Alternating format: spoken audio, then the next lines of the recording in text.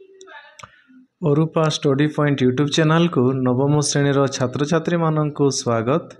आज ए वीडियो रे आमे समर हॉलिडे होमवर्क 2025 रो साहित्य प्रश्न उत्तर करिबा। ओडिया जोटा अच्छे नवम श्रेणीर ओडिया प्रश्न पत्र को करिबा। प्रश्न गुडी कौन कौन अच्छी देख। नंबर 1 रे अच्छी वंदे उत्कल जननी कवितार कवि देशभक्तिर परिचय दियो। 2 रे अच्छी वंदे उत्कल जननी कवितार उत्कल वैशिष्ट्य उल्लेख कर। नंबर 3 रे अच्छी स्वतंत्र उत्कल प्रदेश गठन थिला ओडिया अस्मितार एक परिचय। यही प्रसंग को वर्णना करी सांग निकट को पत्र लेख। 4 रे अच्छी रचना ग्रीष्म ऋतु। 5 अच्छी देख व्याकरण बहिर शब्द गठन पाठर समस्त प्रश्नर उत्तर प्रस्तुत कर। 6 रे अच्छी कांत कवि लक्ष्मीकांत समसामयिक कवि मानक नामर एक सारणी प्रस्तुत करी सेमानकर साहित्य कृति गुड़ी को लेख। आमे एही प्रश्न गुड़िकर उत्तर करिबा। आमर प्रथम प्रश्न थिला वंदे उत्कल जननी कवितार कवि देशभक्तिर परिचय दियो। उत्तर रे आरंभ करिवो। स्वतंत्र उत्कल प्रदेश गठनर आह्वान मध्यरु ओ उत्कल गौरव मधुसूदन दासक बाणी जाति प्रेम बन्ही प्रज्वलित करी स्वार्थमेध यज्ञ रे व्यक्तिगत स्वार्थ को आहुति देई जातिर कल्याण पाई समस्ते उद्यम करिवार बलिष्ठ प्रेरणारु वंदे उत्कल जननीर सृष्टि। तेणु एही गीतिकार प्रतिपदरे देशभक्तिर अपूर्व निदर्शन यथा निज माटी नद नदी समुद्र शस्यक्षेत्र प्रति गभीर आंतरिकता परिलक्षित हुए। पराधीनतार श्रृंखल मध्यरे स्वाधीनतार स्वाद चाखिबार दुर्बार अभिलाष पोषण करुथिबा जातिर धमनी रे देशभक्तिर पुलक जाग्रत करिवारे कांत कविंकर श्रम सार्थक होइछि। सत्यवादी जुगर चिंता और चेतना प्रतिध्वनित होइथिबा एही गीतिकारे उत्कलीय चेतनार जागरण मातृभूमिर जयगान और जातीय चरित्र गठनर प्रेरणा सतत विद्यमान। उत्कल जननीकर पयोधिर पवित्र जलधारा स्वच्छ जल विशिष्ट नद नदी प्राण को उल्लसित कला भली शीतल पवन घंच वन बनानी नील तरंग सदृश पर्वतमाला विस्तीर्ण श्यामल शस्य क्षेत्र और पक्षी मानकर काकली प्रभृति नैसर्गिक सुषमा को कवि उच्छ्वसित भाषा वर्णना करिछंती। ज्ञान विज्ञान क्षेत्र रे उत्कलर पारदर्शिता समग्र विश्व रे उद्भासित। उत्तुंग मंदिर पवित्र तीर्थस्थली ऋषि उपासक मानकर आविर्भाव ए माटीर आध्यात्मिकता और धर्म प्राणतार गौरवमय परंपरार स्वाक्षर बहन करे। एहार चारुकला कारुकार्य नृत्य और संगीत विश्वविदित। जन्मभूमिर स्वाभिमान और स्वाधीनता को अक्षुण्ण रखिबा लगी उत्कल मातार केते जे दुर्धर्ष साहसी योद्धा रणभूमि रे प्राणपात करिसंती तार तुलना नाही। एही माटीर कोଳରେ बहु विद्वान मनीषी ज्ञानी और गुणी जन्म ग्रहण करी समग्र विश्व रे एहार कीर्ति को प्रसारित करिसंती। वंदे मातरम परी एही गीतिका प्रत्येक उत्कलीयଙ୍କ प्राणरे देशभक्तिर स्फुलिंग जाग्रत करिबारे समर्थ। कांत कोमल और सुललित शब्द माध्यम देशभक्तिर एक उज्ज्वल स्तंभ भावरे ए गीतिका चिर अम्लान रहिबो। परवर्ती प्रश्न थिला जे वंदे उत्कल जननी कवितार उत्कलर वैशिष्ट्य उल्लेख कर। उत्तर रे लिखिबो स्वतंत्र उत्कल प्रदेश गठन पाई उत्कल सम्मिलनी आनुकूल्य रे होइथिबा आंदोलन रे प्रभावित होई कांत कवि वंदे उत्कल जननी रचना करिथिले। सत्यवादी जुगर चिंता और चेतना द्वारा अनुप्राणित कवि मातृभूमि प्रीति और देश प्रेम रे उद्बुद्ध होइथिले। विशेष करी उत्कल गौरव मधुसूदन दासक बाणी उत्कल जननी पूर्णांग रूप गठन पाई स्वार्थमेध यज्ञ रे छाती को मिसाई छाती द्वारा गभीर प्रेरणा लाभ करथिले। तेणु एही गीतिकार प्रत्येक पदरे उत्कल भूमिर वैशिष्ट्य प्रतिपादित होइछि। उत्कल भूमिर समुद्र जलधारा पवित्र स्वच्छ जल धारण करिथिबा नदी गुड़िक ତାଳ ତମାଳ ଶ୍ୟାମଳ ବୃକ୍ଷ ରାଜି ଦ୍ୱାରା ସୁଶୋଭିତ। ଉତ୍କଳର ଘଞ୍ଚ ବନ ବନାନୀ ସମୁଦ୍ରର ଉର୍ମି ସମ ନୀଳ ପର୍ବତମାଳା ପକ୍ଷୀମାନଙ୍କର କଳରବ ଓ କୃତିକ୍ଷେତ୍ର ଗୁଡ଼ିକର ଶୋଭା ଏ ଭୂମିର ବିଶେଷତ୍ୱ। ଜ୍ଞାନ ବିଜ୍ଞାନ କ୍ଷେତ୍ରରେ ପଠାଣି ସାମନ୍ତ ପ୍ରାଣକୃଷ୍ଣ ପରିଜା ଜୟଦେବଙ୍କ ଭଳି ମନୀଷୀମାନେ ସମଗ୍ର ବିଶ୍ୱକୁ ପଥ ପ୍ରଦର୍ଶନ କରିଛନ୍ତି। ଏ ଭୂମି ଆଧ୍ୟାତ୍ମିକତାର ମହାନ ପୀଠ, ଯେଉଁଠାରେ ଜଗତର ନାଥ ଜଗନ୍ନାଥ ବିରାଜିତ। ମନ୍ଦିର ମାଳିନୀ ଏହି ରାଜ୍ୟରେ ବହୁ ଯୋଗୀ ଉପାସକ ମହର୍ଷିମାନଙ୍କର ଆବିର୍ଭାବ ଘଟିଛି। ଏ ଭୂମି ଶାନ୍ତି ମୈତ୍ରୀ ପ୍ରୀତିର ଭୂମି। ମାତ୍ର ଜନ୍ମଭୂମିର ସ୍ୱାଭିମାନ ଓ ସ୍ୱାଧୀନତା ରକ୍ଷା ପାଇଁ ବୀର ପ୍ରସବିନୀ ମାତାର ବହୁ ଯୋଗ୍ୟ ଯୋଦ୍ଧା ଓ ଶାସକ ନିଜର ବୀରତ୍ୱ ଓ ବଳିଦାନ ଦ୍ୱାରା ଶତ୍ରୁମାନଙ୍କର ରକ୍ତରେ ଏ ଭୂମିକୁ ରକ୍ତ ରଞ୍ଜିତ କରିପାରିଥିଲେ।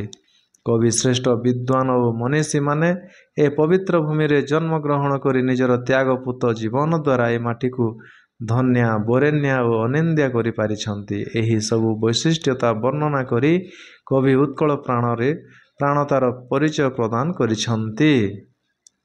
ତାପରେ 3 ନମ୍ବରରେ କ'ଣ ଥିଲା ଯେ ସ୍ୱତନ୍ତ୍ର ଉତ୍କଳ ପ୍ରଦେଶ ଗଠନ ଥିଲା ଓଡ଼ିଆ ଅସ୍ମିତାର ଏକ ପରିଚୟ। ଏହି ପ୍ରସଙ୍ଗକୁ ବର୍ଣ୍ଣନା କରି ସାଙ୍ଗ ନିକଟକୁ ପତ୍ର ଲେଖିବ। ପ୍ରଥମେ କ'ଣ କରାଯାଏ, ତମର ଆଡ୍ରେସ୍ ବା ଗାଁର ନାମ ଦେଇ ତଳେ ତାରିଖ ଦେବ। ତାପରେ ଦେଖ ଆରମ୍ଭ କରିବ। ଏଠି ମୁଁ କରିଛି ସ୍ନେହର ରବି, ମୋର ଆନ୍ତରିକ ସ୍ନେହ ନେବ। ମଉସା ମାଉସୀଙ୍କୁ ମୋର ପ୍ରଣାମ ଜଣାଇଦେବ। ଗତକାଲି ତୁମ ଚିଠି ପାଇ ବହୁତ ଖୁସି ହେଲି।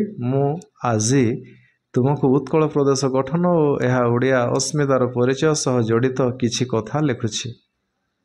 1936 ମସିହା ଏପ୍ରିଲ 1 ତାରିଖରେ ଉତ୍କଳ ପ୍ରଦେଶ ଏକ ସ୍ୱତନ୍ତ୍ର ପ୍ରଦେଶ ଭାବେ ଗଠନ ହୋଇଥିଲା, ଯାହା ଓଡ଼ିଆ ଭାଷା ସଂସ୍କୃତି ଓ ଐତିହ୍ୟକୁ ସଂରକ୍ଷଣ କରିବା ପାଇଁ ଏକ ଐତିହାସିକ ମାଇଲଖୁଣ୍ଟ ଥିଲା। ଏହା ପୂର୍ବରୁ ଓଡ଼ିଆ ଭାଷାଭାଷୀ ଅଞ୍ଚଳଗୁଡ଼ିକ ବିଭିନ୍ନ ପ୍ରଦେଶ ଅଧୀନରେ ଥିଲା, ଯାହା ଓଡ଼ିଆ ଅସ୍ମିତାକୁ ଦୁର୍ବଳ କରୁଥିଲା। ଉତ୍କଳ ଗୌରବ ମଧୁସୂଦନ ଦାସ, ଫକୀରମୋହନ ସେନାପତି, ଗୋପବନ୍ଧୁ ଦାସ ଆଦି ମହାନ ନେତାଙ୍କ ଅକ୍ଳାନ୍ତ ପରିଶ୍ରମ ଓ ଉତ୍କଳ ସମ୍ମିଳନର ପ୍ରଚେଷ୍ଟାରେ ଏହି ସ୍ୱପ୍ନ ସାକାର ହୋଇଥିଲା। ସ୍ୱତନ୍ତ୍ର ଉତ୍କଳ ପ୍ରଦେଶ ଗଠନ ଓଡ଼ିଆ ଅସ୍ମିତାର ଏକ ଜାଗରଣ ଥିଲା। ଏହା ଓଡ଼ିଆ ଭାଷାର ସାହିତ୍ୟ, କଳା, ସଂସ୍କୃତି ଓ ପରମ୍ପରାକୁ ଏକ ନୂଆ ମାନ୍ୟତା ଦେଇଥିଲା। ତୁମେ ମଧ୍ୟ ଏହି ଗୌରବମୟ ଇତିହାସ ବିଷୟରେ ଆଲୋଚନା କରି ଓଡ଼ିଆ ଅସ୍ମିତାକୁ ପ୍ରୋତ୍ସାହନ ଦିଅ। ଏହି ବିଷୟରେ ତୁମର ମତାମତ ମୋ ନିକଟକୁ ବର୍ଣ୍ଣନା କରି ଲେଖିବ। ଇତି ତୁମର ପ୍ରିୟ ସାଙ୍ଗ ମୋହନ। ଠିକଣା ଲେଖିବ ପ୍ରେରକ ପ୍ରାପକ। ପ୍ରେରକରେ ଲେଖିବ ନିଜର ନାଁ ଲେଖିବ ହେଲା, ମୋହନ ସାହୁ, ଜଗତପୁର ଶିଳ୍ପାଞ୍ଚଳ। ଏଠି ତୁମର ଆଡ୍ରେସ୍ ଦେଇଦେବ। ସେକ୍ଟର 9 ଜଗତପୁର କଟକ। ଏପଟେ ପ୍ରାପକ, ଯାହା ପାଖକୁ ତୁମେ ଚିଠିଟା ଲେଖୁଛ, ରବି ନାରାୟଣ ପାତ୍ର ମାର୍ଫତ ଅମୂଲ୍ୟ ପାତ୍ର। ଠିକ୍ ଅଛି, କୁଦାନଗରୀ କେନ୍ଦ୍ରାପଡ଼ା। ତାପରେ ଅଛି ଦେଖ ଗ୍ରୀଷ୍ମ ଋତୁ ଅଛି। ଗ୍ରୀଷ୍ମ ଋତୁ ତୁମେ କ'ଣ କରିବ,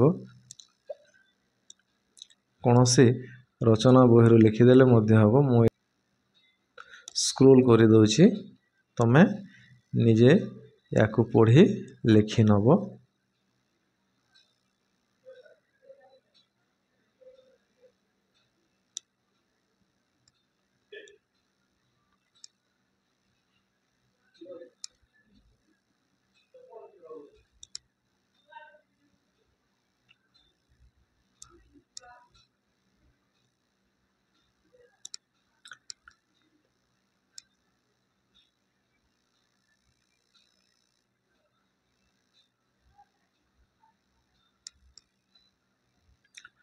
ତାପରେ ଦେଖ ଆମର 5 ନମ୍ବରର ପ୍ରଶ୍ନ ଥିଲା ଯେ ବ୍ୟାକରଣ ବହିର ଶବ୍ଦ ଗଠନ ପାଠର ସମସ୍ତ ପ୍ରଶ୍ନର ଉତ୍ତର ପ୍ରସ୍ତୁତ କର।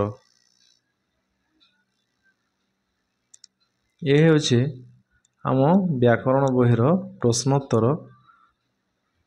ଠିକ୍ ଅଛି, ଦେଖ ଏଠି ହେଉଛି ଶବ୍ଦ କାହାକୁ କହନ୍ତି। ଏକ ବା ଏକାଧିକ ବର୍ଣ୍ଣର ମିଳନ ଯେତେବେଳେ କିଛି ଅର୍ଥ ପ୍ରକାଶ କରେ, ସେତେବେଳେ ତାହା ଶବ୍ଦ ପଦବାଚ୍ୟ ହୋଇଥାଏ। ଅର୍ଥାତ୍ ଏକ ବା ଏକାଧିକ ବର୍ଣ୍ଣ ମିଳିତ ହୋଇ କୌଣସି ଅର୍ଥ ପ୍ରକାଶ କରୁଥିଲେ ତାହାକୁ ଶବ୍ଦ କୁହାଯାଏ। ଶବ୍ଦ କେତେ ପ୍ରକାର? ତତ୍ସମ, ତଦ୍ଭବ ଓ ଦେଶଜ। ନଈ ଶବ୍ଦଟି କେଉଁ ମୂଳ ଶବ୍ଦରୁ ଉତ୍ପନ୍ନ ହୋଇଛି? ନଈ ଶବ୍ଦଟି ନଦୀ ଶବ୍ଦରୁ ଉତ୍ପନ୍ନ। ଗଧର ତତ୍ସମ ରୂପ ହେଉଛି ଗର୍ଦ୍ଧଭ। ଦ୍ରାବିଡ଼ ଭାଷାରୁ ଆମ ଭାଷାକୁ ଆସିଥିବା ଦୁଇଟି ଶବ୍ଦର ନାମ ଦେଖ। ଆରିସା, ଏଣ୍ଡୁରି। ଅକଲ ଶବ୍ଦଟି କେଉଁ ଭାଷାରୁ ଆସିଛି? ଜାବନିକ ଭାଷାରୁ ଆସିଛି। ଇଂରାଜୀ ଶବ୍ଦ 5ଟି ଲେଖିବ ହେଲା। ଟେବୁଲ, ବେଞ୍ଚ, ପେନସିଲ, ଡାକ୍ତର, ହସ୍ପିଟାଲ ଇତ୍ୟାଦି।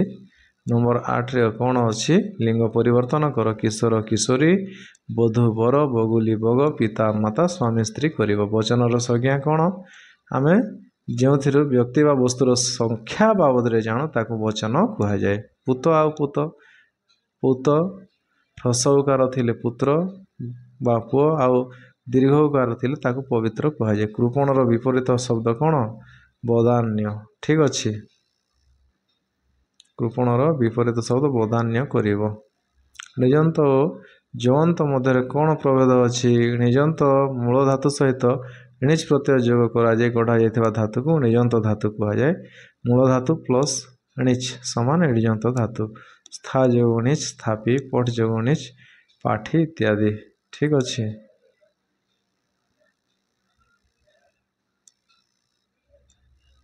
ତାପରେ ଦେଖ ଜୟନ୍ତୀ। ଆତିଶାଯ୍ୟକୁ ବୁଝାଇବା ପାଇଁ ମୂଳ ଧାତୁରେ ଯମ ପ୍ରତ୍ୟୟ ଯୋଗ କରାଯାଏ। ଏଥିରୁ ଯେଉଁ ଧାତୁଟି ଉତ୍ପନ୍ନ ତାହାକୁ କୁହାଯାଏ ଜୟନ୍ତ ଧାତୁ ହେଲା। ମୂଳ ଧାତୁ ଯୋଗ ଯମ ସମାନ ଜୟନ୍ତ ଧାତୁ। ଜ୍ୱଳ ଯୋଗ ଯମ ଜାଜୁଲ୍ୟ। ଦୀପ ଯୋଗ ଯବ ଦେଦୀପ୍ୟ ଇତ୍ୟାଦି। ନମ୍ବର 13ରେ ଦେଖ ବିଶେଷ ପଦ ଗୁଡ଼ିକୁ ବିଶେଷଣ କରିବାର ଅଛି। ସ୍ଥାପନକୁ ସ୍ଥାପିତ, ଜ୍ଞାପନ ଜ୍ଞାପିତ, ପାଳନ ପାଳିତ, ଚାଳନ ଚାଳିତ ଇତ୍ୟାଦି କରିବା। ପାଠ ପାଠିତ ଇତ୍ୟାଦି। ଠିକ ଅଛି। ଭିନ୍ନ ଶବ୍ଦକୁ ଏଇଠି ବଛାଯାଇଛି। ନମ୍ବର 6ରେ ଅଛି ଯେ କାନ୍ତ କବିଙ୍କ ସମୟରେ ଥିବା ସମସାମୟିକ ଲେଖକମାନଙ୍କର ନାଁ ଲେଖିବ ଏବଂ ତାଙ୍କର କୃତି ଗୁଡ଼ିକ ଆଲୋଚନା କରିବ। ଲେଖକମାନେ ହେଲେ ଦେଖ, ଇଏ ଥିଲେ ସତ୍ୟବାଦୀ ଯୁଗର କବି ଗୋପବନ୍ଧୁ ଦାସ, ନୀଳକଣ୍ଠ ଦାସ, ଗୋଦାବରୀଶ ମିଶ୍ର, କୃପାସିନ୍ଧୁ ମିଶ୍ର, ବାସୁଦେବ ମହାପାତ୍ର, ଗୋଦାବରୀଶ ମହାପାତ୍ର, କୁନ୍ତଳା କୁମାରୀ ସାବତ, ମାୟାଧର ମାନସିଂହ ଇତ୍ୟାଦି ତାଙ୍କ ସମୟର କବି ଥିଲେ। କିଏ କିଏ କ'ଣ ଲେଖିଛନ୍ତି ଦେଖ। ନମ୍ବର 1 ଗୋପବନ୍ଧୁ ଦାସ ଗୋ ମାହାତ୍ମ୍ୟ, ବ୍ରହ୍ମତତ୍ତ୍ୱ, ମନ୍ଦିର ଆତ୍ମକଥା, ଧର୍ମପଦ ଇତ୍ୟାଦି। ନମ୍ବର 2 ଦେଖ ନୀଳକଣ୍ଠ ଦାସ, ସେ ଲେଖିଛନ୍ତି କୋଣାର୍କେ, ମାୟାଦେବୀ, ଖାରବେଳ, ପ୍ରଣୟିନୀ ଇତ୍ୟାଦି। ତାପରେ ଗୋଦାବରୀଶ ମିଶ୍ର, ସେ ଲେଖିଛନ୍ତି ପୁରୁଷୋତ୍ତମ ଦେବ, ମୁକୁନ୍ଦ ଦେବ, ଘଟାନ୍ତର, ଅଭାଗିନୀ, 1817, ପାଣ୍ଡୁ ମିଶ୍ରେ, ତୁଳା କନ୍ୟା, ଆଲେଖିକା ଇତ୍ୟାଦି। ନମ୍ବର 4 ଦେଖ ଗୋଦାବରୀଶ ମହାପାତ୍ର, ସେ କ'ଣ ଲେଖିଛନ୍ତି?